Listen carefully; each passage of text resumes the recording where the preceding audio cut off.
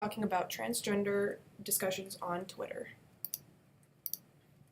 So, LGBT rights are some of the most discussed movements in the news, particularly transgender rights.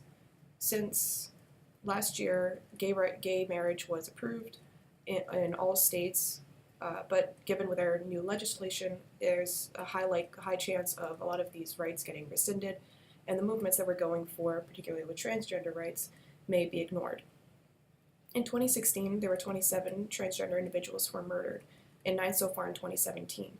And among all these hate crimes, there are a bunch of discussions online and in schools, in the society, that criticize transgender individuals for being sissies and so on, and really ignoring the importance of equality for these people. And there's a high school boy named Gavin Grimm. He's transgender, female to male, and he simply wanted to use the bathroom of his choice, but he was not allowed to at his school. So he went to the Supreme Court, and his request was also ignored. And because of this, he started a whole movement for transgender individuals in the country to be able to use the bathroom of their choice. And due to this, Time magazine named him as one of the 100 most influential people of 2017. So for my research, I used the hashtag transgender to see what discussions are done online. And this chart right here shows a word cloud of the words that were used in tweets that include the hashtag transgender. And as you can see, a lot of these words are derogatory, such as she-male, tranny, sissy, and so on. And it really shows that there is not much of a support within this hashtag. And some of these terms that you can see, such as TS World Club and CD Claire 1987, these are accounts that were linked to in the hashtags. And these accounts are actually porn sites. And most of these terms that you can see here are being used by these accounts. So this really shows that there isn't too much of a discussion about transgender rights. It's more just sharing pictures of transgender porn stars.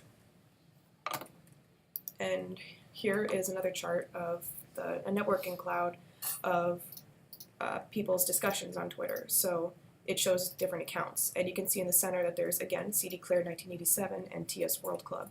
And beyond that, there isn't really too much of a discussion. So it really shows that talking about Gavin Grimm and so on, they don't use the hashtag transgender. So these discussions must be somewhere else if they do exist. So linking to some of the readings that I've read through, one of them by Shira Chess and Adrian Shaw. This is about the hashtag Gamergate, which is a whole movement for equality for online video games, because female gamers are often targeted for discriminations for various reasons, and due to this discrimination, it's extremely difficult for transgender individuals to express who they are in video games, and let alone that, but also in general in the society and online. So another reading by Mary Gray is about rural towns where transgender individuals had drag shows in Walmarts because they didn't really have anywhere else to go to express who they are. And this really shows that in cities it's maybe more or less okay for transgender individuals to be who they are, but in rural towns it's even harder. So overall, you can see that it's very difficult for transgender people to express their identity, and for people who are advocating for these rights to really show who they are. But besides this, one of my partners did research for the hashtag LGBT, and within this hashtag there was a lot more support and advocacy for LGBT rights, and specifically transgender rights. So this really shows that it's important to, when doing research like this, to incorporate other sources to really get the full picture, because based on my research you can see that there isn't too much of a support group, but within other hashtags it's a completely different story. And within this also, it shows that it really is important to keep going, to keep working towards equality for the LGBT community.